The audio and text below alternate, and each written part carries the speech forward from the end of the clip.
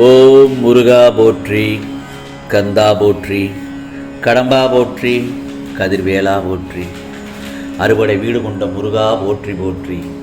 என் செல்ல பிள்ளையே, இந்த ஒரு வார்த்தை தான் இந்த முருகப்பெருமான் உனக்கு அதிர்ஷ்டமாக அடிக்கும் நல்லதொரு வார்த்தை. நான் சொல்லும் ரகசியத்தை யாரிடமும் சொல்லாதே என் செல்லமே, ஏனென்றால் இது முருகனின் அருள் வாக்கு. எப்போது நான் உன்னுடன் பேசுவேன் என்று காத்து கொண்டிருக்கிறாய் அல்லவா? இந்த முருகப்பெருமானும் அப்படித்தான் உன்னுடன் பேசுவதை பாக்கியமாக நினைத்து கொண்டு என்னுடன் நீ பேச மாட்டாயா, பார்க்க மாட்டாயா என நான் ஏங்கிக் கொண்டிருக்கின்றேன். நான் கூறுவதை கேட்டு நீயும் பாக்கியவனாக்கிக் கொள். இதோ என்னுடைய அனுகிரகம் உனக்கு கிடைத்து விட்டது. எத்தனை தியாகங்கள், எத்தனை மன்னிப்புகள், எத்தனை சகிப்புகள் நம் வாழ்வில். ஆனால் வாழ்வில் துன்பங்கள் ஓயாமல் தொடர்ந்து வந்து கொண்டே இருக்கிறது. இப்படி நம் முருகப்பெருமானிடம் கேள்விகள் கேட்க வேண்டும் என்று நினைத்தால் அவரிடம் கேட்பதற்கு 1000 கேள்விகள் இருக்கிறது. கேட்டால்தான் கிடைக்குமா? நான் உன்னை அறியாதவனா? அனுதினமும் நீ என் நாமத்தை சொல்லித்தானே உனக்கு விடியலே தொடங்குகிறது. அப்படி ஒரு பட்சத்தில் எந்த துன்பம் வந்தாலும் நீ உச்சரிக்கும் நாமம் ஓம் முருகா போற்றி என்று தானே சொல்லிக் கொண்டிருக்கிறாய். அப்படி இருக்க ஏன் உன்னுள் இவ்வளவு குழப்பங்கள், எத்தனை தடைகள்? இவ்வளவு தடைகளையும் அசால்ட்டாக கடந்து வந்து விட்டாய். இன்று ஏன் சோர்ந்து விட்டாய்? உனக்கான கஷ்டங்களிலிருந்து எவ்வளவு இலகுவாக நீ வந்து விட்டாய் என்று நான் சந்தோஷப்பட்டேன். ஆனால் இன்று என் செல்ல பிள்ளையின் முகம் வாட்டமாக இருக்கிறது. ஏன்? உனக்கு ஏன் இத்தனை கஷ்டங்கள் என்று நீயே புலம்பிக் கொள்ள வேண்டாம். இதோ எல்லா கஷ்டங்களும் இன்றோடு முடிவுக்கு வரப்போகிறது. உன் பிரதான கேள்விகள் இவையெல்லாம் அப்படித்தானே? உனக்கு இதற்கெல்லாம் பதில் சொல்கிறேன், அமைதியாக கேள். எனக்கு மகன் என்றோ மகள் என்றோ எந்த பாகுபாடும் இல்லை. ஆனால் உனக்கு ஏன் அதீத துன்பங்கள் என்றால், ஆண் என்பவன் ஒரு குடும்பத்தின் தூண். சளையாமல் காக்கும் அத்தனை பொறுப்புகளையும் ஆண் மகனுக்கு உண்டு. ஆனால் என் செல்ல பிள்ளை மகளே, நீயோ உன் குடும்பத்தின் ஆணி வேர். மரம் விருட்சமாவதற்கும் கிளைகள் உயிர்ப்போடு வைப்பதற்கும் வேறுதானே முக்கியம். ஆகவே உன் மீது நான் பாரம் ஏற்றுகிறேன் என்றால் நீ எவ்வளவு தாங்குவாய் என்று எனக்கு தெரியாதா? வேர் ஆழமாக ஊடுருவும் போது மரம் செழித்து வளரும். நீ பிறப்பிலேயே தாய்மை உணர்வு கொண்டவள். உடல் வலிமையும் மன வலிமையும் ஆணை விட பெண்களுக்கே அதிகம். ஆகவே நீ முழுமையாக என்னை நம்பி இருப்பது போல் தான் அநேகர்கள் உன்னை சார்ந்து உள்ளனர். ஆண்மகன் எத்தனை கம்பீரமாக இருந்தாலும் பெண்களின் கையில் அவன் ஒரு குழந்தைதானே. அவர்களை பாதுகாக்கும் பொறுப்பு நான் உன்னிடம்தானே ஒப்படைத்துள்ளேன். அதனை வலிமை வாய்ந்தவர் நீ என்பதை மறந்து விடாதே. உன் தந்தையாக, சகோதரனாக, மகனாக உள்ளவர்கள் உன்னை பாதுகாப்பதாய் தெரிந்தாலும் மனதளவில் அவர்களை தாங்குவது நீ என்பதுதான் நிதர்சனமான உண்மை. என் வேலைகளில் பாதியை நீயே செய்து கொண்டிருப்பாய் என்பதை அறிவாயா?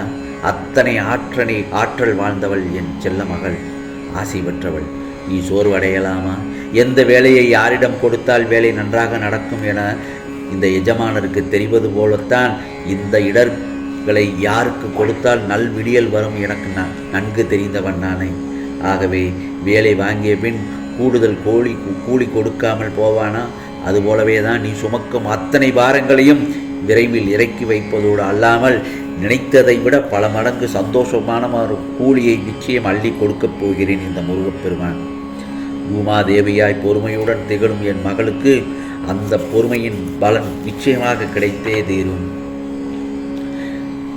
இந்த உலகத்தில் வேர் இல்லாமல் நீர் இல்லாமல் வளரக்கூடிய செடி, ஒரே செடி ஆசைதான். உள்ளத்தில் நேர்மையும் நம்பிக்கையும் இருந்தால் நடக்கும் பாதை நேரானதாகவே இருக்கும். உன்னால் பறக்க முடியாவிட்டால் ஓடு, ஓட முடியாவிட்டால் நடந்து செல், நடக்கவும் முடியாவிட்டால் தவழ்ந்து செல். இலக்குகளை நோக்கி நகர்ந்து கொண்டிருக்கிறோமோ என்பதுதான் முக்கியம்.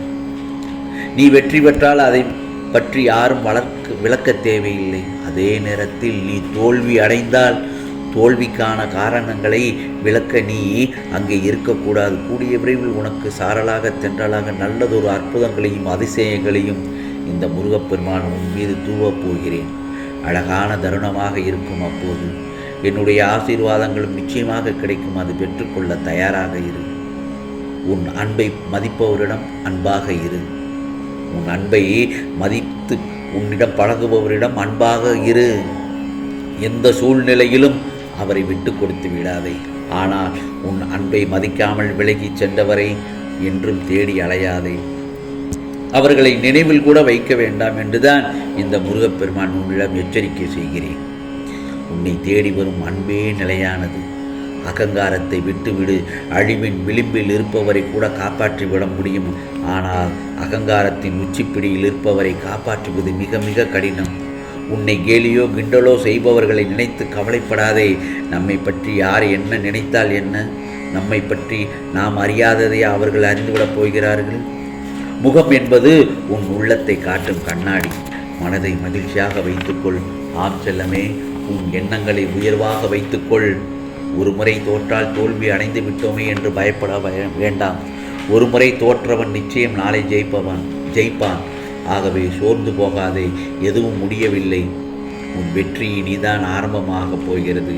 அதனால் நம்பிக்கையை ஒருபோதும் கைவிட்டு விடாதே. உன் மீதும் இந்த முருகப்பெருமான் மீதும் நம்பிக்கை வைத்து செயல்படு. உனக்கானது நிச்சயமாக எல்லாம் நல்லதாகத்தான் நடக்கும். ஆம் செல்லமே, அதே நேரத்தில் தற்போதைய நிலையை கண்டு கலங்க வேண்டாம். இப்போதுள்ள சூழ்நிலை அப்படித்தான் இருக்கும். உடனே நம்பிக்கையை இழந்துவிட வேண்டாம். கொஞ்சம் பொறுமையாக காத்துக்கொள். பிறகு உனக்கானது நிச்சயமாக நல்லது நடக்கும். முதலில் வாழ்க்கையை நினைத்து பயப்படுவதை நிறுத்து. பயம் புத்தியை மழுங்க வைத்து விடும். பயம் எதிர்மறை எண்ணங்களை உருவாக்கும். எனவே எதற்காகவும் பயப்படாதே. நீ மற்றவர்களுக்கு நல்லதுதான் நினைக்கிறாய். கர்மா என்றதால் அது வேறு கோணத்தில் நிகழ்கிறது. அதனால் நீ கவலை கொள்ளாதே. உன் மனதை நான் அறிவேன். நீயும் உன் வாழ்க்கையும் என் முருகப்பெருமானின் பொறுப்பல்லவா? நான் கவனித்துக் கொள்கிறேன். இதோ உனக்கான ஒன்று நிராகரிக்கப்படுகிறது என வருத்தப்படாதே.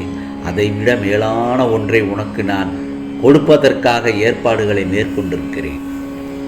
அதை முதலில் நம்பு. இந்த உலகில் எதுவுமே நிரந்தரமில்லை. ஏனென்றால் கலிகாலம்தான் நடந்து கொண்டிருக்கிறது. நல்லது எதுவுமே மறைக்கப்பட்டு தீயவைகள் நல்லவைகள் போல் ஜோடிக்கப்படும் காலம்தான் இது. இதை நீ பல இடங்களில் பார்த்து உணர்ந்திருப்பாய். ஆனால் உண்மை ஒரு நாள் தெரிய வரும்போது கலியின் ஆட்டம் அங்கு என்ன செய்ய முடியும்? சொல் பார்க்கலாம். ஒன்றுமே செய்ய முடியாது. ஆகவே புரிய வேண்டியவர்களுக்கு புரிய வைக்கிறேன். நீ கலங்காதே. நீ என்றுமே எனது அன்பிற்குரிய செல்ல பிள்ளைதான். எத்தனை பேர் என் தர்பாரில் நின்றாலும், நீ என் தர்பாரில் வந்து நின்றாலும் நிற்காவிட்டாலும் உனக்கான இடத்தை நான் காலியாகவே வைத்திருப்பேன். ஏனென்றால் நீதான் அந்த இடத்தில் எப்பொழுதும் வந்து நிரந்தரமாக தங்கப் போகிறாய். ஆம், நிச்சயமாக உனக்கானது எல்லாம் இந்த முருகப்பெருமானின் வாக்கு என்றும் பொய்த்ததில்லை. என்னுடைய ஆசீர்வாதங்கள் என்றும் உனக்கு உண்டு. ஓம் சரவண பவ. ஓம் சரவண பவ. ஓம் சரவண பவ.